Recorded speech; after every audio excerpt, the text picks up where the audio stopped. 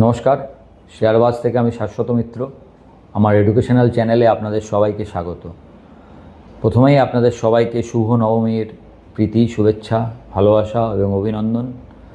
এই নবমীর বিকেলটা একটা বিষাদের সুর বয়ে আনে। কালকেই মায়ের বিদায়। আমরা বাঙালিরা, আপমর বাঙালি, এই 5টা দিনের জন্য সারা বছর অপেক্ষা করে থাকি। শুধু যে মানুষ আমাদের একটা খুশির জন্যও নয়, এই সময়ে যদি আপনি ভাবেন যে পরিমাণ ব্যবসা হয় শুধু পুজোর জন্য, পুজোর প্যান্ডেল তৈরি, তার অনুষঙ্গ হাজার হাজার প্রতিমা তৈরি, তার পাশে যে বিভিন্ন দোকান পুজোর জন্য কেনাকাটা, সেটা একটা বিশাল ব্যবসা। এবং এই ব্যবসাও আমাদের ইকোনমিকে ভাইব্রেন্ট রেখেছে। আমাদের ইকোনমি যে এত ভাইব্রেন্ট, তার কারণ কিন্তু আমাদের এই 12 মাসে 13 পার্বণ। আমাদের খরচা আছে, আমরা অনেক কিছু করি। সুতরাং মায়ের আশীর্বাদে আমরা ইকোনমিও ঠিকঠাক চলছে। তো অক্টোবর মাস পড়ে গেল। যাই হোক, আজকের দিনটা খুবই ভালো। দেখলেন 850-এর ওপরে নিফটি গেছিলো এবং 800-র ওপরে ক্লোজ, এবং 55,300-র ওপরে ব্যাঙ্ক নিফটি ক্লোজ। দুটোই খুব পজিটিভ। কিন্তু যেহেতু ওয়ান ডে, আমরা তো একদিন দেখে একটা টেনশানই লাগে। তারপরে বাইরের যে খবরগুলো, সেই খবরগুলো তো অতটা পজিটিভ নয়। সবগুলো আপনাদের আলোচনা করব আস্তে আস্তে। আজকে যারা আমার সঙ্গে টেলিগ্রাম গ্রুপে আছেন, এবং আপনারা টেলিগ্রাম গ্রুপে যে আমার লেখা ফলো করেন, তারা জানেন যে আমি সকালবেলায় লিখেছিলাম যে FII net long position lowest level, মানে এটা হচ্ছে লাইফ টাইম লো, 6% এফআই। মানে এরপরে একটা যদি কোনো কারণে আমি একটা কথা লিখেছিলাম যে শর্ট কভারিং যদি আসে, সেটা ফিয়ার্স শর্ট কভারিং হবে। কারণ 6%-এ আপনার কভার করার প্রচুর জায়গা আছে। এখন এটা একদিনের জন্য নাকি এখান থেকে আবার সেল আসবে আমাদের জানা নেই। কারণ আমি তো 10%ও ভাবছিলাম এখান থেকে শর্ট কভারিং আসবে, সেখান থেকে 14-15 গিয়ে আবার 6 এসছে। মানে বুঝতে পারছেন তো যে কোনো কারণেই একটা মার্কেট 25,400 থেকে 24,600 চলে আসার পরেও এফআইআই শর্ট কাটছে না। তাও 1 অক্টোবর মার্কেটের প্রথম দিনে কেটেছে। এটা একটা অন্তত positive for the time being. এখন ডিআইআই তো সমস্ত চেষ্টা করছে। আজ নিয়ে 25 দিন মনে হয় ডিআইআই টানা বাই করলো, মানে গতকাল নিয়ে। আজকে আশা করি বাই আসবে। আজকে এফআইআরও বাই আসে কিনা সেটাই দেখবার। এই এত ভালো মার্কেটে এফআইআই কী করবে? আপনারা যারা আমার সঙ্গে যুক্ত আছেন তারা জানেন আরবিআই পলিসি। আজকে গভর্নর বলেছেন যে আমরা রেপো রেট আনচেঞ্জ, মানে কিছু চেঞ্জ করেননি, কমাননি। বলেছেন যে আগে যে আমি রেপো রেট কাট করেছি তার কি এফেক্ট মার্কেটে হচ্ছে সেটা আমি দেখব তারপরে পরবর্তীকালে। এবং আমাদের ভাবনাটা যে গ্রোথ ওরিয়েন্টেড, এটা বলেছেন। এবং সবচেয়ে বড় কথা, দুটো ইম্পর্টেন্ট জিনিস হয়েছে। কী বলুন তো, আমাদের জিডিপি ফোরকাস্ট যেটা ছিল সেটা থেকে বেড়েছে। মানে এবছরে জিডিপি ফোরকাস্ট ছিল 6.5, সেটা আরবিআই 6.8 বলেছে। এবং 26-এর জন্য ছিল 6.7, সেটাকে বাড়িয়ে 7% করেছেন। দুটো পজিটিভ। প্লাস হচ্ছে ইনফ্লেশন এক্সপেকটেশান যা ছিল তার থেকে কমেছে।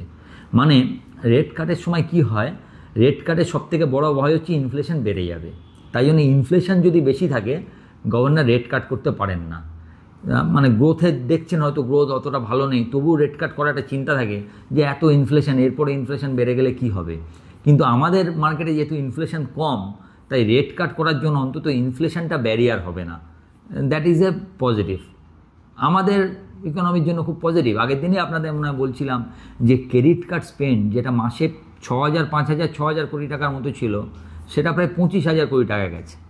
মানে প্রায় 4 to 5 টাইমস এ মাসে হয়েছে, 22 তারিখের জিএসটি ছাড় দেওয়ার পর। এখন এই নিয়ে বলে থাকি যে মার্কেট তো 25,400 থেকে 24,600 আপনারা জানেন। আজকে 24,800-র ওপরে বন্ধ হয়েছে। কিন্তু যারা আমার সঙ্গে যুক্ত আছেন, আমি আপনাদের এই প্রতিদিনের দেখায় কিছু ভ্যালু অ্যাডেড করতে পারছি কিনা আমি জানি না। তবে আমি মনে করি I am answerable to you. আমি যা বলবো সেগুলো আপনাদের একবার বলে দেওয়া দরকার। এবং আমি ওদেরকে বলবো ক্লিপটা কেটেও দিয়ে দিতে। নাম হয়তো আপনারা শোনেন, নতুন ধরনের নতুন দিনের স্টকটার নাম হচ্ছে সিগমা সলভ। খুবই ছোট কোম্পানি, 500 কোটি টাকারও নিচে মার্কেট ক্যাপ। এটা হচ্ছে আইটি, এবং আইটি মেনলি হচ্ছে আইটি কোম্পানি আর কি। তো এর যদি দেখেন, এর আরওই ফারওইগুলো প্রচণ্ড হাই। আরওই হচ্ছে 47.6%, ROCE 58.8%। লাস্ট 5 ইয়ার্সের মধ্যে CAGR রিটার্ন হচ্ছে 68%, অথচ স্টকটা হচ্ছে মাত্র 500 টাকার, 500 টাকার মধ্যে 500 কোটি টাকার মধ্যে, মানে মার্কেট ক্যাপটা। তো এটা একটা সস্তা ভাবা যেতে পারে, যদিও নতুন কোম্পানি সেই হিসাবে রিস্ক থাকে, ছোট কোম্পানির রিস্ক সবসময় বেশি থাকে। তবে এদের একটা ভালো হচ্ছে যে ডেপ্ট প্রায় নেই বললেই চলে, অল্প কিছু ডেপ্ট আছে এবং কোম্পানি আস্তে আস্তে নিজের ডেপ্ট রিডিউসও করেছে। তো সব মিলিয়ে আমার মনে হচ্ছে এই স্টকটাকে আপনারা আপনার পোর্টফোলিও রাখতে পারেন। নাম হচ্ছে সিগমা সলভ, SIGMASOLVE না, ফ্লোরোকেমিক্যাল কোম্পানি, অনেকটা আপনার নোভেন ফ্লোরিনের মতো কোম্পানি। নাম স্ট্যালিয়ন, STALLION। আমি বলে দেবো ওদেরকে 5টা স্টকের নাম, যখন আমি স্টকগুলো বলছি পাশে লিখে দেবে, অসুবিধা হবে না আপনাদের। স্ট্যালিয়ন আমার মনে হচ্ছে যে এদের ব্যবসাটা পরবর্তীকালে ভালো হতে পারে, যদিও ROE ROC সেই হিসাবে খুব বিশাল তা বলবো না, 15%, 19% এরম। এটা হচ্ছে আপনার রেফ্রিজারেটরের যে রেফ্রিজারেন্ট অ্যান্ড ইন্ডাস্ট্রিয়াল গ্যাসেস তৈরি করে আর কি। জানেন যে ধরনের অনেকটা নোভেন ফ্লোরিন যে ধরনের কাজ করে, ফ্লোরোকেম টাইপেরই কোম্পানি। তো এই স্টকটাকে আপনি মাথায় রাখতে পারেন। 11 বা 12 সেপ্টেম্বর আমি 5টা শেয়ার আপনাদের বলেছিলাম নজরে রাখতে। তো যে লেভেলে বলেছিলাম তার মধ্যে 2টো শেয়ার, স্ট্যালিয়ন এবং সিগমা, একটা মনে হয় 50%-এর ওপর বেড়েছে, একটা 25% বেড়েছে। মার্কেট যখন কন্টিনিউয়াসলি নিচে গেছে তখন এই শেয়ারগুলো কিন্তু আমি যে লেভেলে আপনাদেরকে নজরে রাখতে বলেছিলাম তার থেকে ভালো পারফর্ম করেছি। এটা খালি আপনাদের অ্যাজ এ অ্যাকাউন্টেবল পারসন, যে আমি অ্যাকাউন্টেবিলিটি থাকবে সেই হিসাবে আপনাদেরকে জানিয়ে রাখলাম। তো আপনারাও মিলিয়ে নেবেন, আমি বলেছি ভিডিও আছে, কবে আছে, কী দাম ছিল, আজকে কী দাম। এখন আমাদের তো দামের কথা না, আমরা খালি আপনাদের বলতে পারি আপনারা দেখবেন শেয়ারটাকে।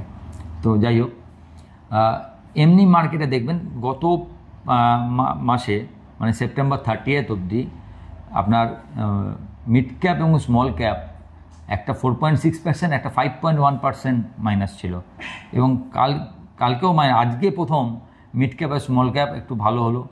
আরেকটা জিনিস দেখেছেন, একটা কথা আপনাদের রোজ বলছিলাম, ভিডিওতেও বলেছি এবং যারা টেলিগ্রামে যুক্ত আছেন তাদেরকেও বারবার লিখেছি, যে আমার মনে হচ্ছে এটা মনে হয় সম্ভবত 14 বা 15 তারিখে বলেছিলাম, এখান থেকে ব্যাঙ্ক নিফটি বেশি পারফর্ম করবে নিফটির থেকে, তাই একটা ব্যাঙ্ক নিফটি লং আর একটা নিফটি শর্ট, এইটা করলে ভালো পয়সা হয়। বুঝতেই পাচ্ছেন ব্যাঙ্ক নিফটি আর ব্যাঙ্ক নিফটি কোথা থেকে কোথায় গেল আর নিফটি এখনও কোথায় আছে। তো ওরম ট্রেড, পেয়ার ট্রেড হিসাবে খুব ভালো রিটার্ন দিয়েছে একটা পেয়ার ট্রেড, ব্যাঙ্ক নিফটির যে পেয়ার ট্রেডটা। তো এই যে আবার সিগমা নিয়ে বললাম আমি মাত্র, সিগমার একটা খবর দিয়ে দিই, 6 অক্টোবর সিগমা শেয়ারটা 1:10-এ ভাঙবে আর কি। একটা শেয়ার 10 টাকার শেয়ারটা 1 টাকার শেয়ারে স্টক স্প্লিট হবে। আজকে আবার একটা শেয়ারে স্টক স্প্লিটের নিউজ এসছে, সেটা হচ্ছে ক্যাম্পস। ওরা 10 তারিখে আপনার ওদের বৈঠক আছে যে স্টক স্প্লিট করবে কি না, করলে 1:10 করবে না 1:5, 1:2 কী করবে সেটা 10 তারিখের বৈঠকের পর ওরা জানাবে। তো যদি স্টক স্প্লিট হয় এখান থেকে ক্যাম্পসও কিন্তু আপনাকে ভালো একটা রিটার্ন দিতে পারে, কারণ স্টক স্প্লিট হলে সাধারণত একটা স্টকের একটু মুভমেন্ট হয়। তো সেটাও আপনারা এই ক্যাম্পসের ওপর আপনারা একটু নজর রাখতে পারেন, এটা একটা ভালো হতে পারে। এখন মার্কেটের এবার একটু বলে দিই, সাধারণত অক্টোবর সিরিজ যদি আপনি লাস্ট 5টা সিরিজ দেখেন তাহলে 3টে সিরিজ ভালো গেছে, 2টো সিরিজ খারাপ গেছে, আর লাস্ট 10 সিরিজের মধ্যে 5টা সিরিজ পজিটিভ, 5টা নেগেটিভ। কিন্তু মুশকিল হলো লাস্টের যে 2টো সিরিজ, মানে 23 সাল আর 24 সাল, এটা তো 25, এই 2টো সিরিজে অক্টোবর দুটোই কিন্তু প্রায় 5% করে ডাউন। আমি জাস্ট আপনাকে এটা ডাটা, এটা এবারটা হয়তো উল্টো হতে পারে, 5% আপ হতে পারে, দ্যাটস আলাদা জিনিস, কিন্তু ডাটাটা হচ্ছে লাস্ট 2টো অক্টোবর সিরিজ খুব একটা ভালো যায়নি ব্যাংকের ক্ষেত্রে এবং নিফটির ক্ষেত্রেও। এখন ব্যাপারগুলো কী আছে, এখন দেখুন ব্যাংকের এই মুহূর্তে যে RBI যে পলিসি এবং ওনার আজকে যা বলেছেন তাতে ব্যাংকের জন্য ইমিডিয়েট লেভেলে কোনো হার্ডেল নেই, যদি না হঠাৎ কোনো হার্ডেল আসে। আমাদের এখন যা হার্ডেল তা কিন্তু দেশের কারণে নয়, বাইরের কারণে। মানে আমাদের দেশের ইকোনমি নিয়ে, দেশের রাজনৈতিক পরিস্থিতি নিয়ে এখনও এমন কিছু নেই যেটা খুব একটা হার্ডেল আছে হচ্ছে বাইরে। এবার কীরম হার্ডেল আপনাকে বলি। আপনারা হয়তো দেখে থাকবেন যে কালকে ইউএসের একটা বিল পাস করতে হয় ওদের কোনো খরচা চালাবার জন্য, সেই বিলটা পাস হয়নি। মানে ডেমোক্রেটরা তার বিরোধিতা করেছে, ফলে বিল পাস হতে পারেনি। ফলে কি হয়েছে, ইউএসের যেগুলো জরুরি পরিষেবা তাছাড়া কোনো স্পেন্ডিং ইউএস করতে পারবে না। জরুরি পরিষেবা মানে দমকল, যুদ্ধ বাহিনী, এছাড়া ওষুধপত্র, এই যে জরুরি পরিষেবা যা করতে পারবে, বাকি কিছু করতে পারবে না। তার ফলে কি হবে, সমস্ত বাকি যা আছে তার সব বন্ধ করে দিতে হবে, কারণ তার থেকে তো পয়সা যাবে না। এবং তার জন্য প্রায় 8 লক্ষ সরকারি কর্মচারী নো ওয়ার্ক নো পেতে থাকবে। No work no pay. ভাবুন, ইউএসের মতো দেশে, আমাদের দেশে যদি এরকম হতো মানে কী যে হয়ে যেত, পুরো একটা তছনছ হয়ে যেত। দেখুন কিন্তু ওদের মার্কেট কিছু রিঅ্যাক্ট করছে। 8 লক্ষ সরকারি কর্মচারী কাল থেকে বেতন নেই। আর কবে আবার স্পেন্ডিং পাস হবে, এবং তার জন্য আবার ট্রাম্প সাহেব আবার হুমকি দিয়েছেন যে যদি এটা পাস না করায় কিছু কিছু ডিপার্টমেন্ট আর জীবনেই খুলবে না। ওই যে বন্ধ থাকলো, সারা জীবনের মতোই বন্ধ থাকবে। বুঝতে পারছেন কী অবস্থা? সুতরাং একটা কঠিন পরিস্থিতির মধ্যে দিয়ে যাচ্ছে। এর যে কী এফেক্ট হবে আমি জানি না, তবে সাধারণত এটা ওদের একটা বাৎসরিক এরকম একটা নাটকের মতোই থাকে। মানে কিছুদিনের জন্য হয়, লাস্ট পর্যন্ত বিলটা পাস হয় এবং আবার সব কিছু ঠিকমতো আরম্ভ হয়। লাস্ট মনে হয় সবচেয়ে বেশি আমার যতদূর মনে হচ্ছে 2018 সালে এরম 35 দিন ছিল। এছাড়া 7 দিন, 8 দিন, 10 দিন, 12 দিন এরম থাকতেই চলেছে, এরম থাকে 2-4 দিনের জন্য। তো যাই হোক, 18 সালে সবথেকে বেশি ছিল। এখন দেখা যাক এটা কি হয়, এটা কোনো এফেক্ট পড়ে কি না। জিও পলিটিক্সে দেখতেই পাচ্ছেন যে, আপনি হয়তো জানবেন আমাদের নেবার পাকিস্তানে খুব গণ্ডগোল হচ্ছে। পিওকে এবং বালুচিস্তান দুটোতেই একটা আনরেস্ট হয়েছে। এখন একটা ভয় কি জানেন, এই আনরেস্টগুলো থেকে মানুষের চোখ ঘোরাবার জন্য, ওদের জনগণের চোখকে ঘোরাবার জন্য ওরা আবার একটা উল্টোপাল্টা কিছু করে বসতে পারে। সেটা আমাদের পক্ষে যদি এরম কিছু ঘটে সেটা খুব একটা ভালো হবে না। সেকেন্ডলি হচ্ছে ইউক্রেন রাশিয়ার যুদ্ধ থামার এখনও কোনো লক্ষণ নেই। এখন ইসরায়েল আর হামাসের মধ্যে দেখবেন ডোনাল্ড ট্রাম্প একটা 20 দফা না 25 দফা কি একটা সমাধান সূত্র দিয়েছে। নেতানিয়াহু বলেছে ঠিক আছে এটাই আমি রাজি আছি, ভারতও সম্মতি জানিয়েছে, হামাস এখনও কিছু বলেনি। এবং তার এগেনস্টে ডোনাল্ড ট্রাম্প বলেছে যে 3 দিনের মধ্যে হামাস কিছু না জানায় তাহলে তার জন্য কনসিকোয়েন্সেস ভোগ করতে হবে। তো দেখা যাক, পুরোটাই একটা চাপের খেলা চলছে। আমেরিকা একভাবে চাপ দিচ্ছে, সেই হিসাবে চীন একরকম করছে। এখন আমাদের পুরো ট্র্যাপেজের মতো কোনো দিকে চলে ভারতের বিদেশ নীতি চলছে আর কি। তো এমন একটা জায়গায় জিওপলিটিক্সটা আছে না, যে কোনো সময় যে কোনো কিছু নতুন করে ঝামেলা বাড়তে পারে। তো দেখা যাক কোথায় কি যায়। তবে আজকের মার্কেট অন্তত একটা রিলিফ দিয়েছে যে আপনার যে 600, যে আমরা বলছিলাম 600 একটা ভালো সাপোর্ট, সেই সাপোর্টটা মার্কেট নিয়েছে। আপনি দেখবেন আমি 500 থেকে 575 সাপোর্ট দিয়েছিলাম, আর আজকে মনে হয় নিফটি লো করেছে হচ্ছে আপনার, বলে দিচ্ছি দাঁড়ান,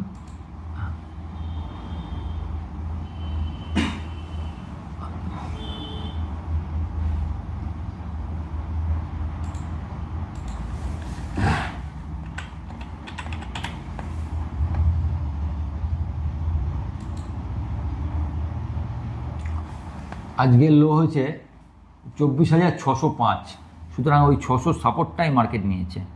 এবং ব্যাঙ্ক নিফটির ক্ষেত্রেও 53,600 যে সাপোর্টটা, সেটা ইনট্যাক্ট থেকে মার্কেট ওখান থেকেই ঘুরেছে। তো একটা ছোট্ট আশার রেখা আছে। কালকে আবার মার্কেট বন্ধ, এবং টানা 7 দিন এখন চায়নার মার্কেট বন্ধ থাকবে। কালকে দেখা যাক এরপরে মার্কেটটা কীরকমভাবে রিঅ্যাক্ট করে। কিন্তু আপাতত মানে যতটা 600 ভেঙে গেলে 400টা একটা আমাদের মহা সাপোর্ট, 400 ভেঙে গেলে এর মধ্যে মার্কেট 24,400 ভাঙেনি। 24,400 থেকে দুবার আমরা সাপোর্ট নিয়েছি, 25,400 অবধি আমরা গেছি, আবার 24,600 থেকে নিলাম। এখন যদি এইটা 850-র ওপর পরের দিন চলে এবং ভালো থাকে, সেক্ষেত্রে আমরা আরেকবার হয়তো 25,100 এবং তারপরে 25,400 ট্রিপল টপের জন্য একবার ট্রাই করব। সেটা পেরোলে পরবর্তীকালের কথা আবার ভাবা যাবে। এটা অক্টোবরের জন্য এটা আমাদের মানে হায়েস্ট আশা আর কি, যে আমরা আবার ওই 25,400-র কাছে যাব। এর বেশি আপাতত কিছু ভাবতে পারছি না। আর সবথেকে যদি খারাপও হয়, অন্তত চাইবো 24,400টা না ভাঙুক। 24,400 সাপোর্ট নিয়ে মার্কেট যেন আবার আস্তে আস্তে ঘুরে দাঁড়াতে পারে। তো সময় বলবে কি কি খবর আসবে। নিউজ ড্রিভেন মার্কেট, একটাই সুবিধা যে আমাদের ইকোনমি ভালো আছে, দেশে এখনও পর্যন্ত সেরকম কোনো ট্রাবল নেই, যদি না হঠাৎ করে কিছু হয়। তো হোপ ফর দ্য বেস্ট। আপনারা নবমীর দিনটা খুব ভালো করে কাটান।